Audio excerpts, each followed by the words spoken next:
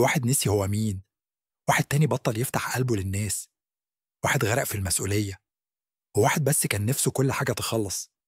الناس كلها فاكرة إن العيشة للأبد حاجة خرافية، بس يا ترى إيه اللي هيحصل لو كانت العكس تماما؟ مسلسل وقت المغامرة بيقدم لنا فكرة الخلود بشكل هادي، ومن خلال 4 شخصيات مختلفة كل واحدة فيهم بتكشف لنا جانب قاسي عن معنى إنك ما تموتش أبدا. سايمون ما كانش عنده أي اختيار إنه يبقى خالد، هو حرفيا اتعثر في الموضوع. كان إنسان عادي عنده شغف بدراسة القطع السحرية القديمة لحد ما لقى التاج، قطعة سحرية قوية جدا بتحقق أعمق أمنية للي يلبسها. كان ممكن سايمون يعيش عمره كله باحث في الآثار ويحقق شغفه بالكامل كأنتيكواريان، خصوصا وإن الخلود كان هيديله وقت غير محدود. بس حصلت كارثة، التاج ما كانش هيحقق له أمنية. التاج بدأ يحوله لنسخة مشوهة من أورجنز اللي أصلا كان هو أول واحد صنع التاج. أنا مرعوب بجد، بس الغريب دي ما كانتش حتى المشكلة الحقيقية في خلوده. الخلود في الأول أنقذه وأنقذ ناس تانية كمان. لما قامت حرب المشروم وسابت الدنيا خراب، سيمون كان من الناس القليلة اللي نجوا، لا علشان كان قوي ولا محظوظ ولا ذكي، هو بس نجا علشان التاج ما كانش بيسمح له يموت. وسط العالم المدمر كان سايمون بيتمشى وسط الرماد والأنقاض لحد ما لقى بنت صغيرة، مارسيلين، كانت محتاجة حد يحميها. ورغم إن عقله كان بيبدأ يضيع، قدر يتمسك بنفسه كفاية علشان يفضل معاها ويحافظ عليها. اداها دمية محشوة وجابلها أكل من وسط الخراب، وكان بيحارب الوحوش علشانها. التاج اداله القوة اللي خلته يصمد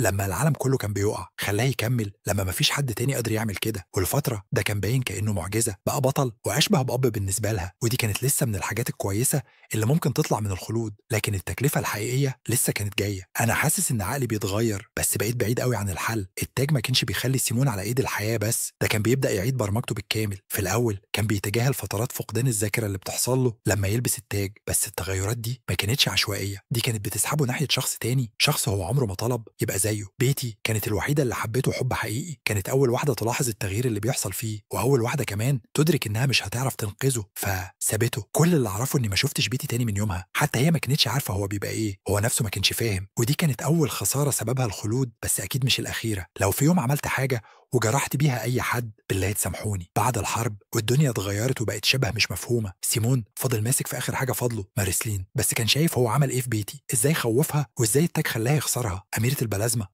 أميرة سيمون ما تسيبنيش كده. وجواه كان عارف إن الموضوع مسألة وقت قبل ما يفقد السيطرة تاني، فعمل أصعب حاجة ممكن يعملها، سابها. مش لأنه بطل يهتم، لا، لأنه بقى بيهتم أكتر من اللازم. بجد يا سايمون ما تسبنيش، لازم أحميكي. الخلود خلى عقله يتآكل واحدة واحدة، وفي الآخر هو بقى السبب اللي بعد الكل عنه. عزل نفسه وكان فاكر إن البعد ممكن يحمي الناس من الوحش اللي بيبقى عليه، بس مفيش حاجة حمته هو نفسه. وبالنسبة لسايمون الكابوس لسه ما ابتداش، حتى هو ما قدرش يتغير ولا يتحرك لقدام، اتحبس في شخصية ملك الجليد، اتحاصر في كل الذكريات المكسورة والذنب اللي عمره ما اختفى. الخلود ما كانش سايبه يهرب من الواقع، لحد ما في لحظة نادرة بقى هو نفسه تاني. في لحظة قصيرة قوة التاج اتقفلت بسبب سحر بيلي المضاد، وسايمون رجع تاني بشكله الحقيقي. سايمون بتروف هو كان عارف ان الوقت مش في صفه، فعمل حاجة واحدة كان نفسه يعملها من زمان، فتح بوابة زمنية علشان يشوف بيتي للمرة الأخيرة، مش علشان يرجعها، بس علشان يقولها أنا آسف، ويشرح لها ان اللي حصل له ما كانش هو فعلا. كل اللي عايزك تعرفيه اني بحبك وبسامحك علشان سبتية، لكن بيتي مش عايزة تقول وداع. بتجري وتعدي من البوابة علشان تكون جنبه، ولما تشوف حالته كل اللي نفسها فيه انها تساعده. ما تموتش يا سيمون، انا لسه واصلة دلوقتي. بتوعده انها هتصلح التاج اللي بيقتله وبيخليه عايش في نفس الوقت. سايمون كان مرعوب مش بس من الموت، لكن من انه يخسر اخر جزء باقي منه تاني. ورغم كده سابها تحاول، لانه جواه كان عايز يصدق فيها. وهم طايرين ناحية بليانوش، الموت ظهر جنبهم علشان ياخد سايمون. بصة الموت، انا شايفك يا سايمون. سايمون كان عارف ان دي نهايته، سماها بصة الموت. كان فاكر ان الرحلة خلصت خلاص، وبصراحة كانت ممكن تكون فعلا النهاية. كان اخيرا هيتحرر من لعنة الخلود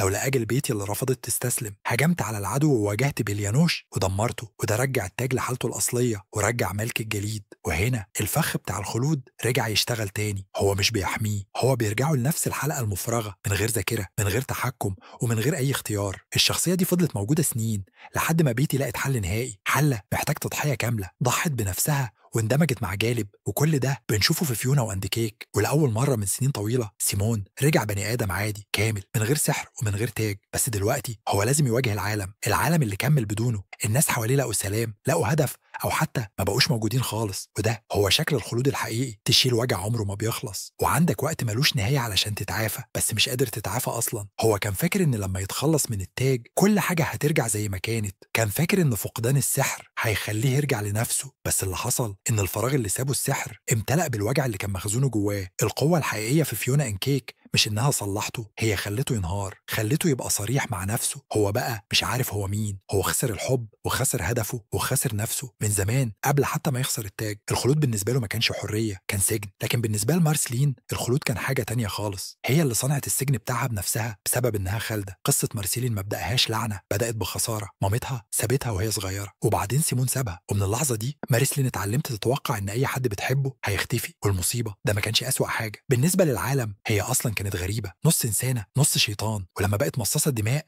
ما بقتش بس مختلفة، بقت حاجة الناس بتخاف منها، مش علشان هي شريرة، بس علشان هي مش قادرة تبطل تكون اللي هي عليه. الخلود خلاها تعيش خلال حرب المشروم وتشوف اللي حصل بعدها. هي فاكرة كل حاجة، الدمار وإعادة البناء وقلوب الناس اللي اتكسرت. فاكرة الناس كانوا مين وإزاي بدأوا يخافوا منها، وشايفة الزمن بيبدلهم واحد ورا التاني. النوع ده من الخلود مارسلين عايشة جواه، مش نسيان، ده تذكر زيادة عن اللزوم. الذكريات دي بتاكلك حتة حتة، بتخليك تبطل تخلي الناس تقرب منك، تبطل تتكلم عن الماضي علشان محدش هيفهمه غيرك. حتى لما كل حاجة تكون ماشية تمام، مارسلين دايما مستنية اليوم اللي كل ده هيخلص فيه. بقت شخص ساخر متحفظ وما بتفتحش قلبها بسهولة، وسيلة دفاعية قدام الخسائر اللي ما بتقفش. وفي موسم ستيكس بنشوف النتيجة الحقيقية لكل السنين دي. بعد قرون من الخلود مارسلين قررت انها خلاص مش عايزة تكمل، مش عايزة اعيش للأبد بالشكل ده بالفراغ ده، انا عايزة اكبر. قالتها ببساطة لان لما تعيش العمر ده كله جسمك مش هو اللي بيستسلم، ده الاحساس المستمر بالوحدة. بس انا مش عايزة ابقى مصاصة دماء تاني. يا ربي، أميرتي العلكة ما سألتهاش حتى ليه، فهمته ساعدتها. ولما تم سحب جوهر مصاص الدماء من جسمها مارسلين بقت إنسانة مميتة من تاني، واللحظة كانت حرة. بس الخلود عمره ما بيسيبك بسهولة. من غير جوهرها اللي كان بيحبس الطاقة دي، مصاصين الدماء القدامى اللي كانت هزمتهم بدأوا يرجعوا واحد ورا التاني. الأبلة، الإمبراطورة، الكاهن، القمر، وفي الآخر ملك مصاصين الدماء. لكن الغريب ملك مصاصين الدماء ما جاش علشان يحارب، هو كمان كان عايز يخرج من الحلقة دي. وبعد شوية صراع ساعدوه، لكن حصلت كارثة. لما تم سحب جوهره الجوهر اتحول لتهديد وجودي، وبقى ممكن يدمر مملكة الحلوى كلها. وفي اللحظة دي مارسلين كان قدامها اختيار واحد بس، ترجع تاني مصاصة دماء، ترجع تاني خالدة، وهكذا. فرصتها في انها تعيش حياة طبيعية اتسحبت منها، وفي الاخر ضحت بنفسها علشان الناس اللي كانت في وقت من الاوقات بتحاول تتجنبهم. لان بناء علاقات مع الناس معناه انك هتشوفهم بيمشوا، بس انك تخسرهم من غير ما تحاول ده كان اسوأ بكتير. لكن ده حتى مش اسوأ حاجة ممكن الخلود يعملها. الخلود مش بس بيحبسك في الذكريات ولا بيعزلك عن الحب، أوقات بيديلك حاجة أخطر بكتير، سبب يخليك تفضل مستمر مهما حصل. لو خلود سيمون هو الجمود وخلود مارسلين هو العزلة والوحدة، فالخلود عند أميرة العلكة هو حاجة مختلفة تماما، هو السعي المستمر للمعنى والهدف. أميرة العلكة بقالها أكتر من 800 سنة عايشة ومجتش الدنيا زي باقي الناس. عرفنا من حلقة بوني الناتي إنها اتكونت من علكة الأم، جسمها كله بيتماسك حرفيا بمجهودها. وأول حاجة فكرت تعملها لما وعت ما كانتش الهروب، كانت إنها تحمي أخوها الصغير. إحنا طلعنا سوا من العلكة الأم، ودلوقتي أنا بقيت كل اللي عنده. هي ما اختارتش تكون قائدة، بس بقت كده وما وقفتها من يومها. مع مرور السنين بنت مملكة الحلوى من الصفر خلقت شعبها ونظام حكمهم وقوانينهم ومبانيهم، حتى الحراس العمالقة كلهم من تصميمها. أميرة العلكة ما قاومتش الفوضى بالجنون زي ملك الجليد، قاومتها بالعلم والتخطيط والتحكم المستمر. بالنسبة لها الخلود مش سكون ولا حزن، الخلود هو حركة، حركة دايمة. لكن تحت الحماس والتصميم ده كله في خوف كبير. أنا فهمت حاجة، أنا مش هفضل عايشة للأبد يا فين. بعد ما كانت هتموت في مورتال ريكويل بدأت تقلق، لو اختفت مين هيقود المملكة؟ الخوف ده وصلها للي حصل في جولياد لما خلقت أبو الهول الحلوة اللي عنده قدرات ذهنية علشان يحكم المملكة بدلها، خطة بديلة للأبدية. بس اللي حصل المشروع قلب كارثة. جوليايد المفروض إنه يحمي المملكة إلى الأبد، بس طلع إنه متسلط متحكم بزيادة وما عندوش مرونة. وفي الآخر أميرة العلكة اضطرت توقفه بنفسها، بس أميرة العلكة ما بتقفش، بتقوم تعمل خطة بديلة جديدة، كائن تاني اسمه ستورمو. وده بالظبط شكل الخلود عندها، هي ما بتهربش للصمت ولا بتنهار في الجنون، هي بتكمل بالغرض اللي مش بيرحم، بتخلق وبتصحح وتبدأ من جديد. ده طريقتها في مواجهة الفوضى. لكن وهي بتحاول تحمي كل الناس وكل حاجة بقت بتبعدهم عنها من غير ما تحس، لأن الغرض بقى حيطان حواليها. وكل ما الوقت بيعدي المساحة بتقل، المساحة اللي ممكن يكون فيها علاقات حقيقية. والمسافة دي بانت بوضوح في حلقة فارمنز لما أميرة العلكة ومارسلين أخيرا اتكلموا بعد سنين من السكوت.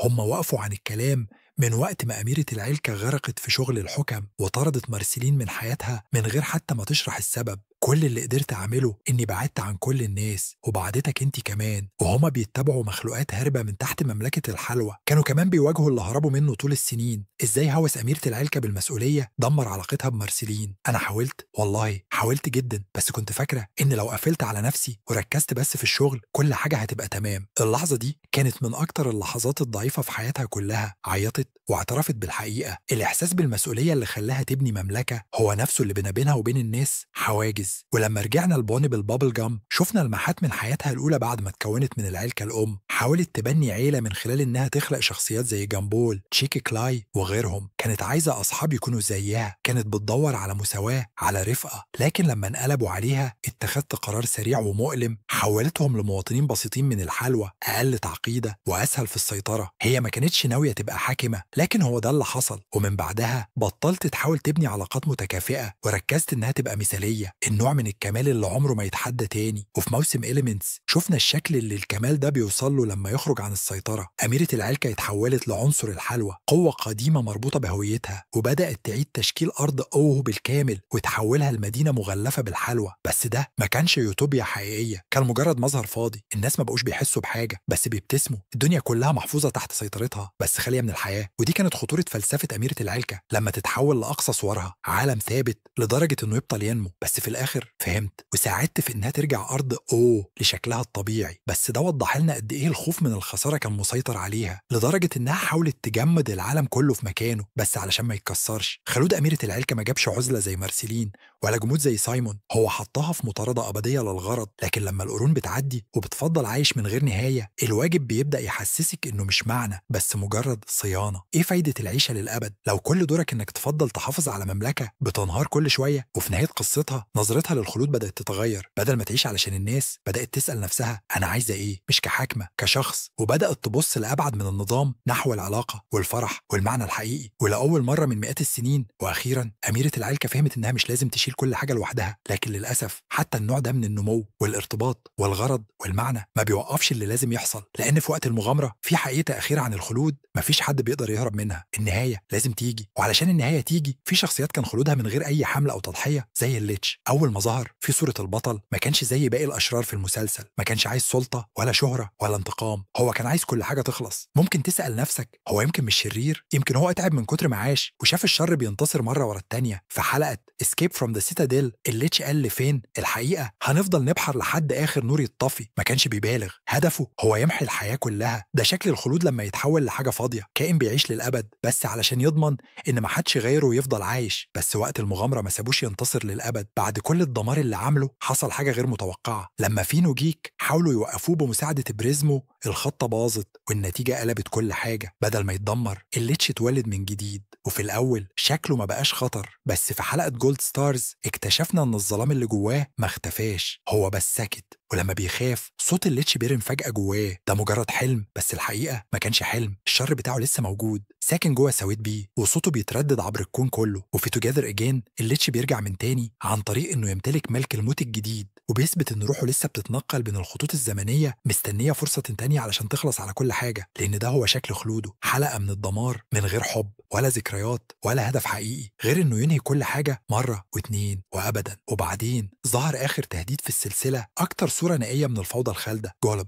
ظهر في حلقة Come Along With Me، اتستدعى بسبب سحر خرج عن السيطرة. واول ما ظهر كل حاجة بدأت تتكسر، الاشكال بقت مش منطقية، الزمن بقى ملخبط والعالم بدأ ينهار. جولب ما بيتكلمش، ما بيهاجمش بشكل مباشر، هو بس موجود وكل حاجة حواليه بتتفركش. حتى الاربع عناصر الكبار، الجليد، النار، الحلوى والوحل، ما كانوش ينفعوا قدامه. هو مش شرير، هو فوضى خالصة، فازاي يوقفوه بتضحية؟ بيتي ضحت بكل حاجة علشان تحمي سايمون، لبست التاج وعملت أمنية أخيرة إنه يفضل في أمان حتى لو هي ضاعت في المقابل. والأمنية نجحت، بس دمجتها مع جولب واختفت معاه، والخطر انتهى مؤقتا. لحظة حزينة لكن فيها انتصار خفيف. في عالم كله كائنات خالدة وسلطة ما بتموتش، مش السحر ولا القوة هم اللي غيروا النهاية، اللي فرق هو الحب. بيتي ما غلبتش جولب، ما قضتش على خلوده، ما فضلتش عايشة للأبد، بس ضحت بكل حاجة علشان حد بتحبه. وده هو المعنى الحقيقي للخلود في وقت المغامرة، التضحية. سيمون ضحى بعقله علشان يحمي مارسيلين بعد الحرب، مارسيلين ضحت بإنسانيتها علشان تنقذ أصحابها ومملكة الحلوى، أميرة العلكة ضحت بالعلاقات الحقيقية